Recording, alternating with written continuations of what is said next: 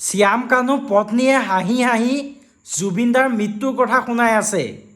অসমৰ ৰাইজে কিন্তু এয়া হিচাপ কৰিব লাগিব। এবাৰ ভালদৰে শুনক। আৰু কিন্তু গ্ৰুপটোতো জড়িত বহুত যেতিয়া হেৰি ল'বই লাগিব ন, মোৰ একে পেনিক এটেক আহো যেন হৈছে। মোৰ নিউজ চাবলৈ নাই, অলৰেডি মোৰ মানে হাৰ্ট এটেক আহো যেন হৈছে। আৰু মানে নিউজ হাৰ্ট এটেক আহা যেন হৈছে, কিন্তু মুখৰ হাঁহি দেখিছে নাই তাই? অলৰেডি মোৰ মানে হাৰ্ট এটেক আহো যেন হৈছে। আৰু মানে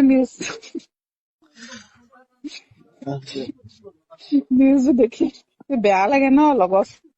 কেইটামান বজাত আহে এইটো? 2:30মান বজাত বুলি টাইমিংটো তেওঁ যে লিখি দিছে, তেনেকুৱা সময়তে ঢুকোৱা বুলি কৈছে। 2টামান বজালৈকে মই কণ্টেক্টত আছিলো, 2:30লৈকে জুবিন দাৰ ডেথ কনফাৰ্মেশ্যনটো পোৱালৈকে। তাৰপিছৰ পৰা মানুহখিনি কাকো পোৱা নাই। মানে ফোনটোতো নাই, হোৱাটছএপ কল কৰিছিলো, এতিয়া কাকো ফোনত পোৱা নাই। এতিয়া কাকো পোৱা নাই। নাই পোৱা মানে তেওঁলোকে অকণ ভয় খাইছে ন। ভয়তো খাইছে এতিয়া। সেইকাৰণে মানে ফোন চোন কৰি থকা নাই। ডেথ কনফাৰ্মেশ্যনটো পালো হেৰিতে।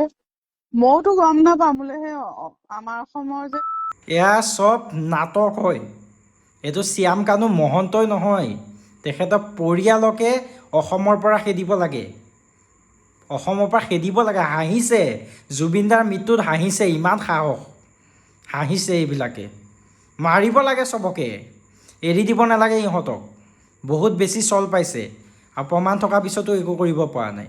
কাৰণ কিয়? আমাৰ মুখ্যমন্ত্ৰীৰ ঘনিষ্ঠ নহয় জানো? ইয়াৰ ফটো দেখিছে নাই? আমাৰ মামীৰো বহুত ক্ল'জ ফ্ৰেণ্ড হয়, বিজেপিৰ এটা দালাল হয়। সকলো বিজেপিৰ একদম নেতা মন্ত্ৰীৰ লগত বহুত ক্ল'জ ঘনিষ্ঠ হয়। তো সাৰি যোৱাৰ সম্ভাৱনা বহুত আছে।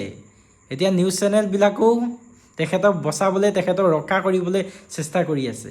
এই দালালটোক, শ্যাম কানু মহন্ত নে কি, তাক হৈছে বুলি কৈছোঁ।